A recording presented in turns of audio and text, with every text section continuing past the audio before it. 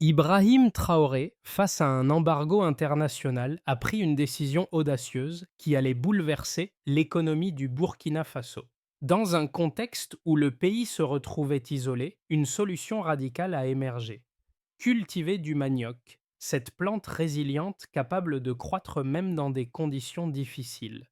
Ce pari risqué pourrait-il redéfinir non seulement l'indépendance alimentaire du pays, mais aussi son influence géopolitique dans la région? À l'aube de 2024, Ibrahim Traoré pourrait-il prouver que la souveraineté économique passe par des choix audacieux et inédits? Le Burkina Faso se trouve à un carrefour décisif. Acculé par un embargo international, le pays était face à une crise de souveraineté alimentaire qui menaçait de paralyser son économie. Ibrahim Traoré, avec sa vision audacieuse, a décidé de transformer cette crise en une opportunité. En misant sur la culture du manioc yaya, du manioc, cette plante locale capable de résister aux conditions climatiques extrêmes du Sahel, il a proposé une solution radicale. Cette initiative pourrait-elle offrir au Burkina Faso une indépendance durable et une place de choix sur la scène géopolitique africaine? Ce n'est pas seulement une question de survie, mais bien de pouvoir. En choisissant de ne pas se soumettre aux exigences extérieures, Traoré a initié un mouvement qui pourrait réécrire l'avenir du pays. Mais ce pari risqué réussira-t-il à créer une dynamique nouvelle, capable de résister à la pression internationale et d'influencer le futur du Sahel? En 2023, Ibrahim Traoré a pris une décision qui a marqué un tournant dans l'histoire économique du Burkina Faso. Alors que le pays était pris au piège d'un embargo international de plus en plus oppressant, il a vu dans cette crise une occasion de redéfinir le futur du pays. Le projet de cultiver du manioc n'était pas seulement un choix agricole, mais un geste politique radical. Ce pari, qui aurait pu sembler téméraire à beaucoup, s'est rapidement transformé en une véritable révolution. Le manioc, cette plante résistante et autonome, ne dépend pas des semences importées ni des conditions climatiques trop spécifiques, ce qui le rendait l'idéal pour les terrains arides du Sahel. Dès l'annonce de cette initiative, les équipes de recherche et des soldats transformés en agriculteurs ont été déployés pour analyser les sols et préparer les terres. En quelques semaines, des hectares entiers ont été convertis en champs de manioc, avec pour objectif de réduire la dépendance alimentaire du pays et d'ouvrir une nouvelle voie économique. Les premiers résultats ont été impressionnants. Le manioc a commencé à pousser dans les régions les plus arides du pays. Mais au-delà des simples gains agricoles, cette initiative a mis en lumière un changement profond dans la stratégie géopolitique du Burkina Faso. Le pays, qui se trouvait sous la pression des sanctions, commençait à redéfinir son avenir. Le manioc, cultivé à grande échelle, ne deviendrait pas seulement une solution alimentaire, mais aussi un moteur économique capable de positionner le Burkina Faso comme un acteur clé de l'agriculture régionale.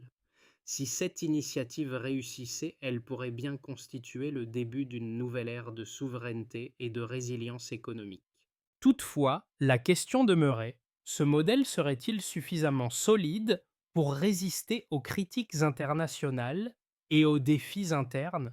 Ibrahim Traoré n'est pas seulement un leader politique, mais aussi un stratège visionnaire qui a compris que l'avenir du Burkina Faso résidait dans son indépendance économique. Alors que le pays traversait une crise géopolitique majeure, il a su transformer une situation désastreuse en une occasion de redéfinir les priorités nationales.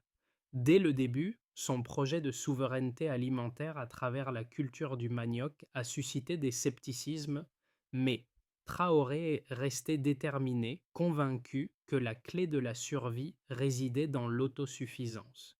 Les premiers résultats de cette initiative ont eu un impact direct et rapide. Sous la direction de Traoré, des équipes militaires ont été mobilisées pour travailler aux côtés des agriculteurs, en leur fournissant non seulement la formation nécessaire, mais aussi les infrastructures cruciales comme des systèmes d'irrigation solaire. Cette collaboration a permis de dépasser les défis logistiques auxquels le pays faisait face, notamment l'adaptation des méthodes agricoles aux conditions arides du Sahel. La réponse des communautés locales a été positive. De nombreux jeunes, autrefois désillusionnés par l'absence d'opportunités, ont trouvé un nouveau sens à leur travail en devenant des acteurs clés de cette révolution agricole. Le projet n'a pas seulement amélioré les conditions de vie des agriculteurs, mais a également offert une nouvelle vision de l'agriculture, loin de la dépendance extérieure et des aides humanitaires. Ce changement rapide a permis de démontrer que même dans un contexte difficile, un leadership audacieux peut offrir des solutions durables. Mais ce n'était que le début. L'initiative d'Ibrahim Traoré, bien que lancée dans un contexte de crise, a rapidement pris une ampleur qui a dépassé les attentes initiales. Le Burkina Faso, isolé sous l'effet des sanctions économiques, se retrouvait face à un défi majeur. Comment survivre sans l'aide internationale tout en assurant la sécurité alimentaire de sa population? Traoré a choisi de répondre par l'agriculture en introduisant la culture du manioc comme une solution à la fois économique et géopolitique. Dès le début, la mobilisation a été impressionnante. En seulement 72 heures, des équipes composées de chercheurs, d'agriculteurs et de militaires ont été envoyées sur le terrain. Leur objectif était de tester la viabilité du manioc dans les régions les plus arides du pays. Ce travail a porté ses fruits. Non seulement le manioc a montré une capacité exceptionnelle à résister à la sécheresse, mais il a aussi offert une alternative viable aux cultures traditionnelles qui dépendaient des semences importées. Le gouvernement de Traoré a ensuite mis en place un réseau de coopératives agricoles. Ce modèle coopératif a permis aux paysans de s'organiser, de maximiser leur production et de distribuer efficacement leurs récoltes. De plus, les jeunes, qui auparavant se tournaient vers les grandes villes à la recherche d'emploi, ont commencé à investir leur temps et leurs efforts dans la terre. Cela a non seulement dynamisé l'économie locale, mais a aussi renforcé la cohésion sociale dans les régions rurales. Le succès de cette initiative a attiré l'attention d'autres pays de la région. Le Burkina Faso est passé d'une nation dépendante de l'aide internationale à un acteur clé du commerce régional. L'exportation de manioc vers des pays comme le Bénin, le Ghana et le Mali a rapidement pris de l'ampleur, prouvant que cette initiative n'était pas simplement un succès local, mais une porte ouverte vers une nouvelle dynamique économique pour toute l'Afrique de l'Ouest. Au-delà des retombées économiques, le projet a également eu un impact politique, en montrant qu'il était possible de renverser une crise en une opportunité. Traoré a redonné à son pays un sentiment de dignité et de fierté nationale. Le projet a renforcé l'indépendance du pays non seulement sur le plan alimentaire, mais aussi sur la scène géopolitique, en envoyant un message fort aux puissances internationales. Le Burkina Faso n'est plus un simple récipiendaire d'aide, mais un acteur qui façonne son propre destin. Ce renversement spectaculaire a eu des conséquences importantes pour les relations internationales du pays. Alors que certains pays occidentaux cherchaient à limiter l'exportation de manioc en raison de préoccupations sanitaires et de normes de qualité, le Burkina Faso a résisté à ces pressions, poursuivant son projet avec détermination. Le soutien populaire à l'initiative a été massif et en seulement quelques mois, le pays a commencé à récolter les fruits de cette révolution verte. Les fermiers qui luttaient contre la pénurie alimentaire ont vu leur quotidien transformé par l'irrigation solaire, les techniques agricoles modernes et les nouvelles opportunités d'exportation. Cependant, ce n'était pas sans défi. Le projet, bien que couronné de succès, a mis en évidence la nécessité de diversifier les sources de production agricole à long terme. La dépendance à une seule culture, bien que bénéfique à court terme, posait des risques, notamment face aux aléas climatiques. Pour éviter de se retrouver dans une situation vulnérable, Traoré a annoncé que d'autres cultures seraient introduites à l'avenir tout en renforçant la durabilité du modèle. Le changement était déjà tangible. La transition vers une économie moins dépendante des importations alimentaires se consolidait chaque jour. Le projet du manioc ne marquait pas la fin d'une crise, mais le début d'une ère nouvelle pour le Burkina Faso. Concernant les résultats concrets de cette initiative, dès la première année, le Burkina Faso a connu une transformation spectaculaire de son secteur agricole. Les premières récoltes ont révélé des résultats étonnants. Les rendements de manioc ont dépassé les attentes et la superficie cultivée a été étendue à plusieurs milliers d'hectares. En 2020, 24, la production totale de manioc avait quadruplé par rapport à l'année précédente et les premiers chiffres d'exportation ont montré un potentiel important pour le pays. En termes d'exportation, les premières cargaisons de manioc transformé ont atteint des marchés internationaux, générant des revenus qui ont rapidement stimulé l'économie nationale. Au total, les exportations de manioc ont atteint une valeur de près de 300 millions de dollars en 2024, un chiffre particulièrement remarquable pour une culture qui n'était qu'une petite ressource locale quelques mois auparavant. Cette performance a été rendue possible grâce à la structuration des coopératives agricoles qui ont permis de coordonner la production, le stockage et la transformation du manioc de manière efficace.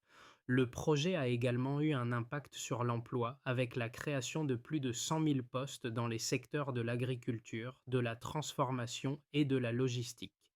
Les jeunes qui auparavant cherchaient des emplois dans les grandes villes se sont tournés vers l'agriculture, devenant des producteurs actifs dans des zones rurales autrefois négligées. Les coopératives ont joué un rôle clé dans cette transition, en assurant la formation des fermiers et en facilitant l'accès aux nouvelles technologies agricoles, notamment l'irrigation solaire, qui a permis de surmonter les défis liés à la sécheresse.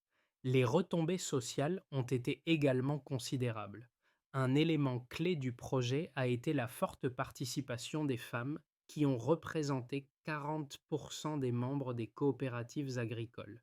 Ce chiffre a eu un impact direct sur les conditions de vie des communautés rurales, les femmes utilisant les revenus générés pour améliorer la qualité de vie de leur famille et pour investir dans des projets communautaires.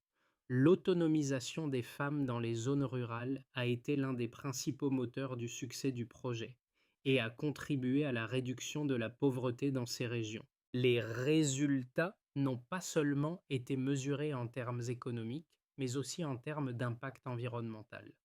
Le projet a permis une réduction significative de la dépendance du pays à l'égard des produits alimentaires importés, tout en favorisant des pratiques agricoles durables. L'introduction de l'irrigation solaire et de techniques de compostage biologique a permis de réduire les coûts énergétiques et de préserver les ressources naturelles, tout en améliorant les rendements agricoles.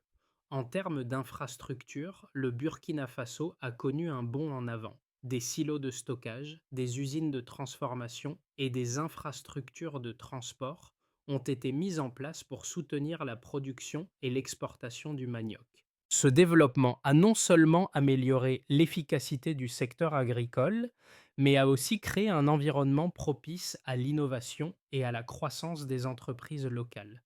Les résultats de ce projet ont prouvé qu'il était possible de transformer une crise économique en une opportunité stratégique.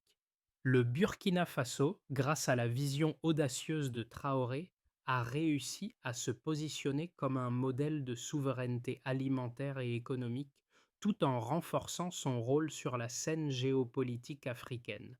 L'initiative d'Ibrahim Traoré a rapidement attiré l'attention et suscité des débats parmi les experts et les analystes internationaux. D'un côté, certains ont salué son audace et la rapidité avec laquelle il a transformé une crise en une opportunité stratégique.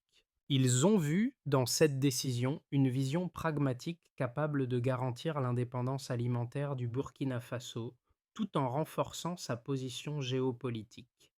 En mettant l'accent sur la culture du manioc, Traoré a non seulement répondu aux besoins urgents du pays, mais a également ouvert la voie à une nouvelle dynamique économique. Cette initiative a montré qu'un pays peut se libérer de la dépendance aux aides internationales en misant sur ses propres ressources et en exploitant des solutions locales adaptées à ses conditions géographiques et économiques. De l'autre côté, des critiques ont émergé, notamment de la part de certains analystes occidentaux, qui ont mis en garde contre les risques liés à la concentration de la production agricole sur une seule culture. Bien que le manioc ait montré une capacité impressionnante à résister aux conditions climatiques du Sahel, il existe des préoccupations quant à la vulnérabilité à long terme d'une économie basée principalement sur cette culture. Si le pays se retrouvait confronté à une crise climatique affectant les récoltes de manioc, cette dépendance pourrait compromettre les gains réalisés jusqu'ici. De plus, certains experts ont exprimé des inquiétudes sur les impacts écologiques d'une telle intensification de la production, notamment en ce qui concerne la biodiversité et l'utilisation des terres agricoles. Cependant, Ibrahim Traoré a répondu à ces critiques en affirmant que son modèle ne visait pas à remplacer la diversité agricole du pays, mais à créer une base solide sur laquelle le Burkina Faso pourrait se reconstruire et se renforcer. Il a également souligné que des plans étaient en cours pour diversifier les cultures à long terme et promouvoir des pratiques agricoles durables. L'accent était mis sur la résilience du pays face aux crises externes et la production de manioc était vue comme une étape initiale dans une stratégie plus large visant à renforcer l'autosuffisance du Burkina Faso. Dans cette optique, Traoré a également cherché à rassurer ceux qui s'inquiétaient de l'implication de l'armée dans ce projet.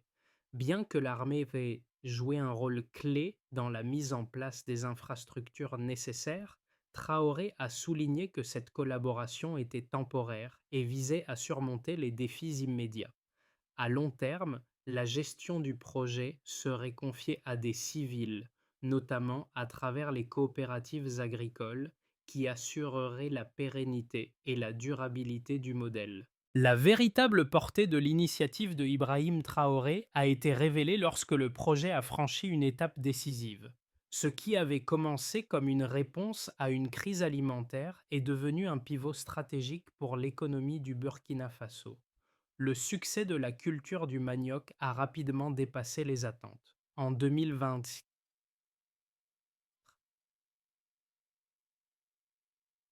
les premières exportations ont non seulement renforcé les réserves nationales de devises, mais ont également mis le Burkina Faso sous les projecteurs internationaux en tant qu'acteur majeur de l'agriculture régionale. Le pays, autrefois isolé par les sanctions, est maintenant en position de puissance dans la région du Sahel. Cette transformation a eu un impact immédiat. Les coopératives agricoles ont vu leur production augmenter de manière exponentielle et le manioc, cette culture traditionnelle marginale, est devenu une source clé de revenus. Le modèle burkinabé, en se concentrant sur une culture résistante et adaptable, a démontré que même en période de crise, une nation peut se réinventer. Ce moment de réussite a cependant soulevé des questions cruciales. Le Burkina Faso peut-il maintenir cette dynamique sans tomber dans la dépendance d'une seule culture? La réponse à ces questions déterminera l'avenir de ce modèle. L'initiative de production de manioc au Burkina Faso a eu des répercussions profondes et immédiates sur plusieurs fronts, non seulement pour le pays lui-même, mais aussi pour la région et dans une certaine mesure au-delà. Tout d'abord, sur le plan économique, le succès de cette culture a permis au Burkina Faso de réduire considérablement sa dépendance à l'aide internationale, un facteur qui a longtemps défini sa position sur la scène mondiale. Avant le projet, le pays était régulièrement contraint de se tourner vers les bailleurs de fonds étrangers pour subvenir à ses besoins alimentaires, mais en produisant du manioc à grande échelle, le Burkina Faso a non seulement assuré sa propre sécurité alimentaire, mais a aussi commencé à exporter vers les marchés voisins. Les exportations de manioc transformé, estimées à près de 300 millions de dollars en 2024, ont marqué un tournant dans la relation du pays avec le commerce international. Le Burkina Faso, autrefois perçu comme un bénéficiaire d'aide, est devenu un acteur clé du commerce régional. Sur le plan social, l'impact a été tout aussi significatif. L'initiative a créé des milliers d'emplois dans les zones rurales, notamment dans la culture, la transformation et la logistique du manioc. Des jeunes, auparavant à la recherche de travail dans les grandes villes, ont trouvé un nouveau but dans l'agriculture. L'implication des femmes a également été un facteur déterminant dans le succès du projet. 40% des agriculteurs impliqués dans les coopératives étaient des femmes, une proportion bien plus élevée que dans les secteurs agricoles traditionnels. Cela a permis aux femmes de jouer un rôle central dans la production et la transformation du manioc, ce qui a non seulement amélioré leur statut économique, mais a aussi renforcé la résilience des communautés rurales. Les conséquences de ce changement ne se limitent pas aux frontières du Burkina Faso. Le pays est devenu un modèle pour d'autres nations africaines confrontées à des défis similaires. Des pays comme le Bénin, le Ghana et le Mali ont commencé à adopter des stratégies agricoles inspirées du modèle burkinabé. La culture du manioc a ainsi joué un rôle catalyseur dans un phénomène de contagion qui pourrait bien transformer l'agriculture dans toute la région du Sahel. Ce modèle de souveraineté alimentaire pourrait bien devenir un modèle régional, inspirant d'autres pays d'Afrique de l'Ouest à prendre le contrôle de leurs propres destinées alimentaires, loin de la dépendance aux importations et à l'aide internationale. Cependant, ce succès ne s'est pas fait sans défi. Les tensions géopolitiques autour de l'exportation de manioc ont mis en lumière la vulnérabilité d'un pays dépendant d'une seule culture. Certains analystes occidentaux ont exprimé des préoccupations concernant les risques d'une concentration excessive de la production agricole sur le manioc, soulignant que les conditions climatiques extrêmes ou une crise mondiale pourraient affecter cette culture et ralentir l'expansion de ce modèle. De plus, l'influence croissante de l'armée dans le secteur agricole a provoqué des critiques, certains craignant que cette implication ne mène à une militarisation du secteur rural. Toutefois, Ibrahim Traoré a rassuré ses détracteurs, affirmant que cette participation était temporaire et que le secteur serait progressivement transféré aux civils via les coopératives agricoles. Le Burkina Faso a prouvé qu'il était possible de se réinventer même dans un contexte difficile. Mais cette transformation a des implications qui vont bien au-delà des frontières du pays.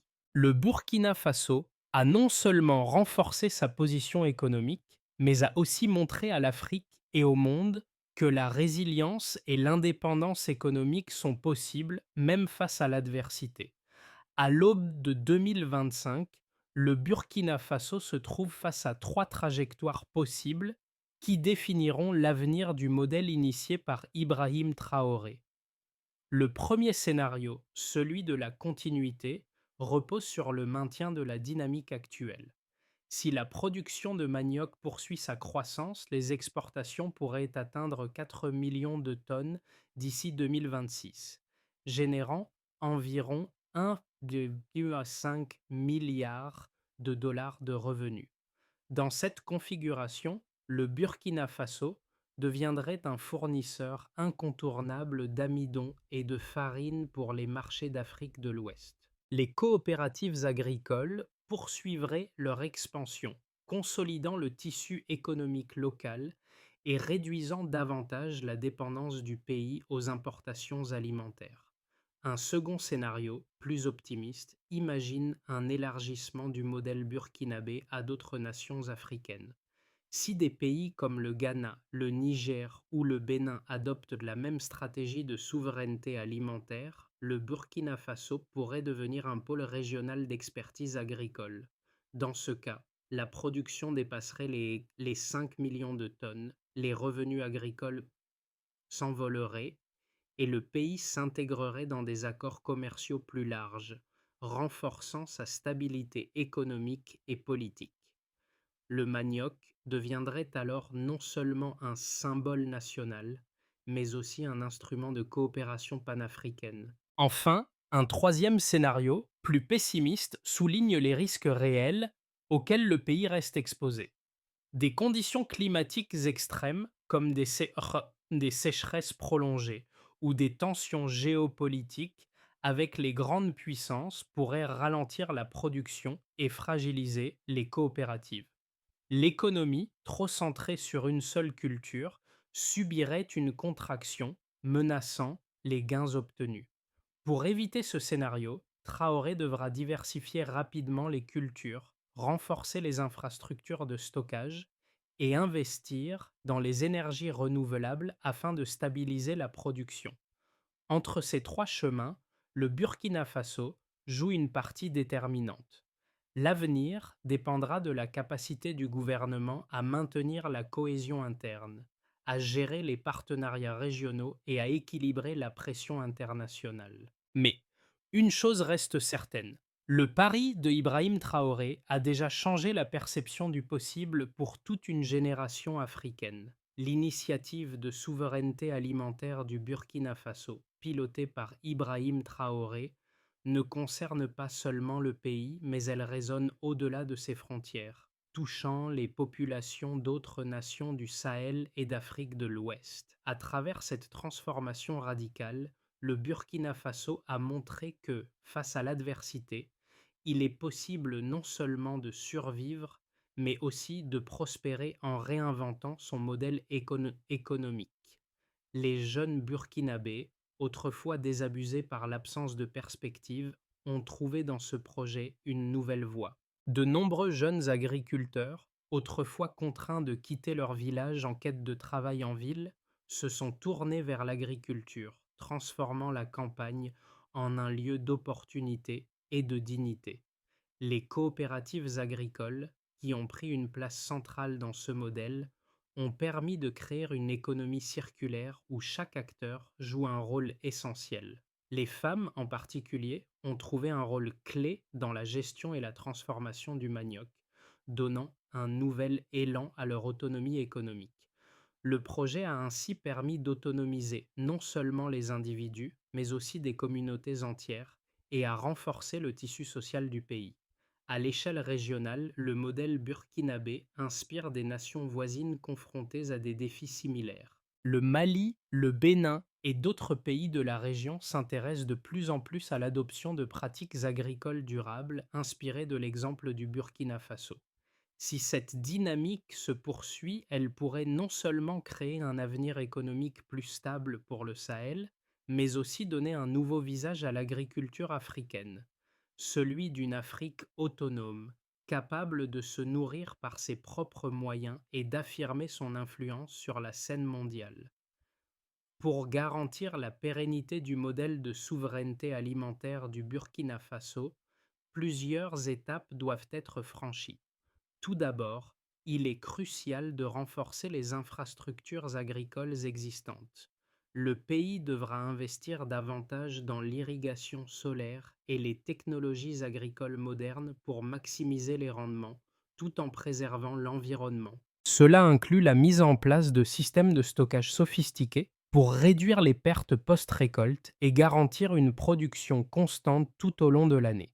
Ces investissements permettront de sécuriser la chaîne de valeur de la culture à la transformation. Ensuite, le Burkina Faso devra poursuivre la diversification de ses cultures. Bien que le manioc ait été un choix stratégique, il est essentiel d'introduire d'autres cultures complémentaires afin de réduire les risques associés à la monoculture. Des partenariats régionaux pourraient jouer un rôle crucial dans cette phase. Le Burkina Faso pourrait collaborer avec des pays voisins pour étudier les cultures adaptées aux conditions climatiques spécifiques du Sahel et échanger des technologies agricoles. Le développement des coopératives agricoles doit également se poursuivre. Ces structures permettent de renforcer la solidarité entre les producteurs et de maximiser les gains collectifs. Le gouvernement doit encourager la formation des agriculteurs et des leaders locaux, afin de créer une base solide pour l'autosuffisance durable. De plus, le soutien aux jeunes entrepreneurs dans le secteur agricole pourrait permettre une innovation continue, ce qui est essentiel pour la longévité du projet. Enfin, pour garantir la stabilité à long terme, le Burkina Faso devra diversifier ses sources de financement en attirant des investissements dans les secteurs agricoles et énergétiques. Le modèle de souveraineté alimentaire doit être intégré dans un cadre de développement régional plus large afin d'assurer une croissance économique inclusive et durable. L'histoire de la révolution alimentaire du Burkina Faso incarne bien plus qu'une simple victoire agricole. Elle symbolise le courage et la vision d'un leader, Ibrahim Traoré, qui a su transformer une crise en une opportunité de redéfinir l'indépendance de son pays. Sous son impulsion, une nation autrefois dépendante de l'aide internationale a non seulement retrouvé sa souveraineté alimentaire, mais a aussi affirmé son rôle en tant qu'acteur géopolitique clé dans la région. Le manioc, cette humble culture longtemps négligée, est devenu le moteur d'une révolution silencieuse, propulsant le Burkina Faso vers un avenir plus autonome et prospère. Ce succès ne se limite pas à des chiffres économiques ou à des résultats mesurables. Il est porteur d'un message plus profond, celui d'une Afrique capable de se réinventer, de relever ses propres défis et de montrer au monde qu'elle peut tracer sa propre voie loin des chaînes de la dépendance. L'initiative de Traoré a ouvert une fenêtre d'espoir, un modèle à suivre pour d'autres nations africaines. Et si ce projet continue de croître, il pourrait bien inspirer une génération de leaders prêts à prendre leur destin en main, à l'instar de ce qu'a fait le Burkina Faso. L'histoire du Burkina Faso et de son modèle de souveraineté alimentaire nous rappelle qu'il existe toujours une possibilité de transformation, même dans les moments les plus sombres. Ce modèle ne se limite pas à une réussite agricole ou économique, mais s'étend à une nouvelle vision pour l'Afrique, celle d'une autonomie durable et d'une solidarité régionale renforcée. Alors que le Burkina Faso prend son envol, une question se pose. Quels autres pays de la région adopteront ce modèle? Quels autres leaders se lèveront pour redéfinir l'avenir de leur nation? Le chemin tracé par Ibrahim Traoré montre que la véritable force réside dans la capacité à prendre des décisions audacieuses pour un avenir commun. Ce projet est une invitation à la réflexion. Comment chacun de nous peut-il contribuer à cette transformation?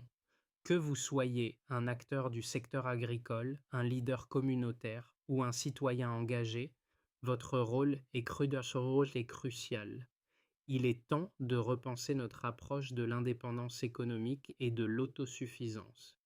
Et vous, que feriez-vous pour inscrire votre pays dans cette dynamique de changement?